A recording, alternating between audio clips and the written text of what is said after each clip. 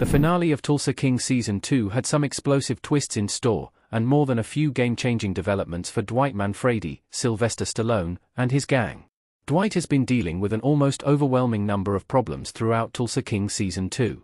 He had enemies coming at him from 3 directions: Tulsa, Kansas City, and New York, and he had personal problems to deal with as well, such as his relationship with Tatiana Zapadino.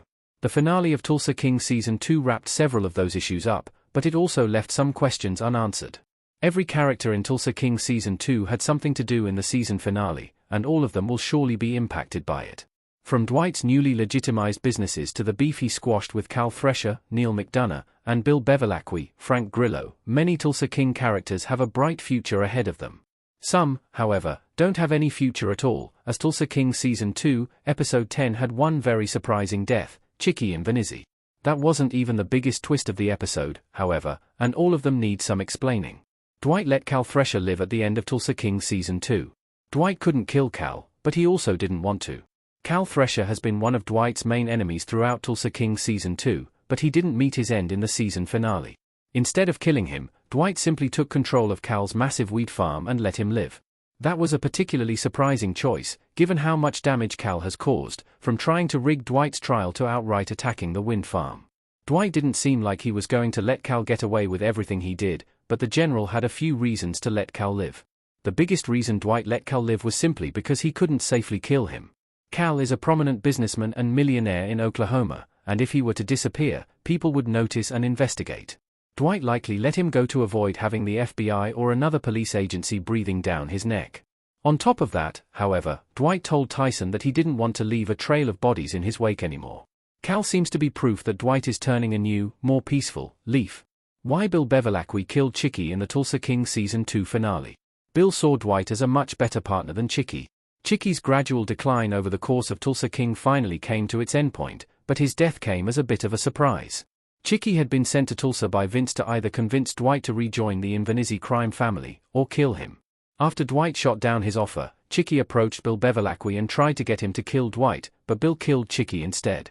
The moment came out of nowhere, and even Bill's gun only crept into the corner of the screen, which made Chicky's death quite startling. That as sudden as Bill's decision to kill Chicky was, it did have some build-up and rationale behind it. Just after he killed Chicky, Bill told Dwight 50%. That was a reference to his share of Cal Thresher's weed farm, which means Bill killed Chicky to get half of the weed farm instead of a quarter. Bill also gave some clues about what he thought of Chicky. He knew Chicky wasn't in charge of the Vanizzi family anymore, and he likely saw Dwight as a safer person to partner with. That made the choice between killing Chicky or killing Dwight very easy for Bill. Chicky's death completely changes the makeup of Tulsa King's underworld. Now, Vince is the undisputed leader of the Vanizzi crime family, which could spell the New York mob's doom. As unhinged and ineffective as Chicky was, Vince is no smarter, and he has far less experience running a mob. Chicky's name also carried weight with people like Bill Bevilacqua and Dwight, whereas Vince is mostly known as an idiot and nuisance. It's hard to say exactly what will happen to the Vanizzi family, but Vince's leadership doesn't seem like an advantage. Did Dwight really go legit? The gang's business is explained. Dwight is a legit businessman now, but his past crimes will catch up. Dwight Manfredi, Sylvester Stallone, smiling and wearing a white suit in Tulsa King Season 2, Episode 10. After Mitch Keller, Garrett Hedlund, debuted his commercial for the car dealership, Dwight had a gang meeting. During his speech, Dwight told everyone that the gang had gone legit, and that everyone would be getting a cut of the various proceeds. Dwight wasn't lying, all of his businesses are now legitimate. The Bread 2 Buck and even higher plane have always been legal, and he purchased the wind farm with Medhat's money, not money he earned illegally. Even Cal Thresher's wheat farm is legal, as he willingly gave Dwight ownership of it. Though Dwight and his gang have gone legit, that doesn't mean the future of Tulsa King won't have more gangster action. Dwight still committed quite a few crimes to take control of all his businesses, and there's a chance they could catch up to him legally in the future. Bill Bevilacqua also seems to be sated only temporarily, and he may take another run at the general in the future. The most compelling reason why Dwight may not get to run a truly legitimate empire, however, is because of Tulsa King Season 2, Episode 10's biggest plot twist. Who kidnapped Dwight Manfredi in Tulsa King Season 2? Dwight seems to have been kidnapped by a secretive government organization.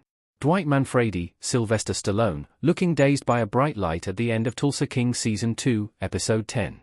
The final minutes of Tulsa King Season 2 saw Dwight Manfredi kidnapped by a shadowy SWAT team in Margaret Devereaux's, Dana Delaney, home. The strike force then brought him to a nondescript location and sat him down at an interrogation table, where an unidentified man told Dwight, "You work for us now." It's not clear who exactly the group that kidnapped Dwight was, but it seems like they're some sort of secretive government organization.